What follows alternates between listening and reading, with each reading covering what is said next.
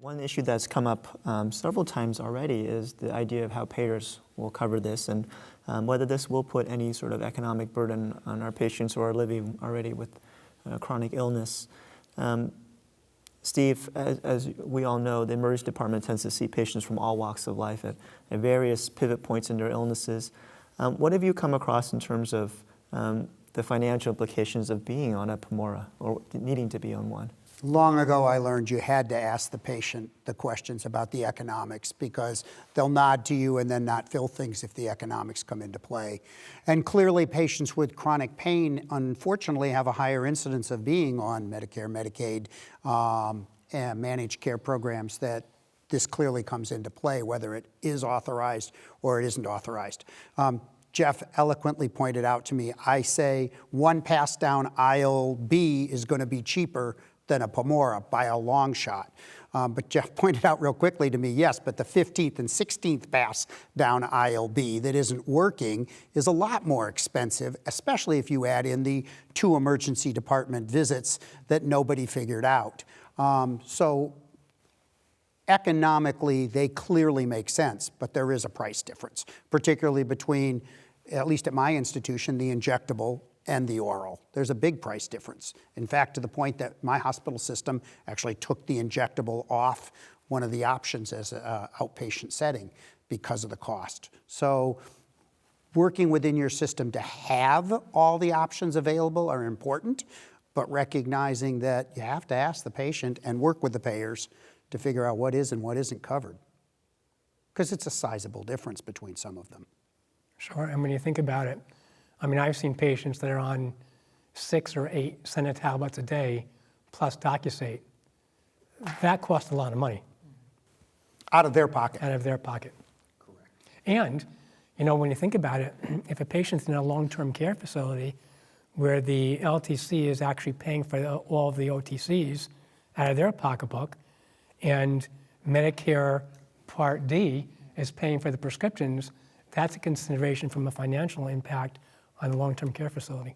I think there's almost a non-economic burden too, going back to what we were saying, allowing someone to leave an inpatient setting earlier or allowing to obviate an ED visit or an admission is extremely valuable to the patients. And I think I agree with what everyone said here. It's a negotiation with payers to recognize the value of this and what it brings to not just one episode of care, but the totality of the experience with the illness.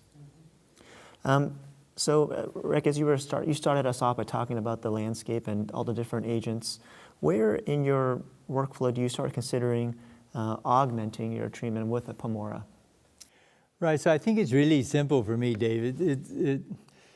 This thing is, if you have a patient on an OTC, it's either going to be lack of efficacy, which is more often the problem. But I think Jeff brought out a good point earlier. There can also be adverse events. So somebody maybe gets on Cilium, which is OTC, but they get a side effect or an adverse event to the OTC. So it's not always just lack of efficacy with OTCs. But clearly that's a problem with them, is that they don't, as we've talked about, they don't reverse the problem, that being activation of the mu receptor from the opioid the patient's taking. The corollary to that, I always tell my fellows every once in a while, if they're a little bit asleep at the switch, is if a patient's not on an opioid, don't ever prescribe a PAMORA, right? It's not going to do anything. Right. So, you know, every once in a while, or maybe it's a resident who comes out and says to me, hey, let's put this person on this, he's got bad constipation. I go, is he taking any opioid? I don't see it. And he goes, no. It's like, well, you know. But he's really euphoric, so maybe the endorphins are doing it. Exactly. So I think, though, you know, once if they fail those OTCs, and mainly it is efficacy, occasionally it's an adverse event to them, that's when I sort of look to the PAMORAs. And again, in my own practice, I don't think you have to do this, as I usually will stop the OTC. It gives me a better feel of how the PAMORA is doing. And so I'll start the PAMORA.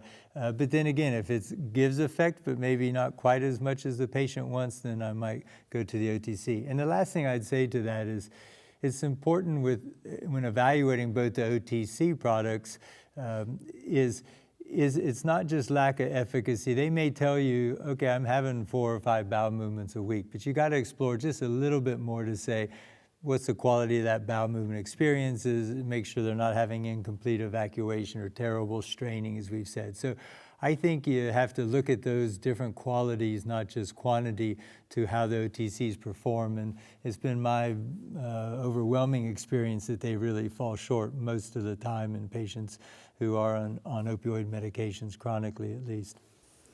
Teresa, if I might ask you, in your practice, let's say you've managed to help a patient have a bowel movement on the inpatient setting. How then do you handle kind of their discharge plan and recommendations for laxatives? Well, one of the nice things about when we discharge patients, and if they're on chronic opiates, is that I get to see them back in the chronic pain clinic. And so it's a nice continuity. And I want to be good to myself. And so I usually will send them out with recommendations for whatever was working for them on the inpatient side. And if it is the injectable PAMORA, then it's giving them, again, the option of, do we send you out with the injectable form, or do we send you out with something oral? What will your insurance cover? But it starts with educating just about all of those other things we talked about in terms of behavioral management, stress reduction, fluid intake, dietary importance, exercise, and then making sure if they don't come back to my clinic that I've reached out to the accepting provider, be it the primary care or the surgeon or the oncologist with the recommended treatment plan. And Brett, do you have any words of wisdom for us in terms of how to navigate the addition of PAMORA to your regimens? It's always just coverage. I mean, in the outpatient setting, I'm always hinging things on coverage, unfortunately. And so oftentimes we're met with step therapy. So I'd love to go this route now, but I've got the steps to go through, and likely they're not effective, and oftentimes we do that. And again, coverage and or lack of coverage. And so therefore, you know, having the comfort of having samples in office, oftentimes we're getting away from that, which I think could be inhibitant to the patient. Is that best practice for the patient? Because sometimes we have to use samples. But, you know, there is an unmet need there still, but we're definitely making strides in it with this class of drug. Often, one of the nice things about being able to see these patients in the hospital is that you've gone through that stepwise trial, right? So they come in and they're already on a laxative of some sort, and they're already on a stool softener, and you've usually already tried something in addition to that. So being able to make the argument at discharge. And again, it's important for documentation to meet the insurance recommendations and requirements.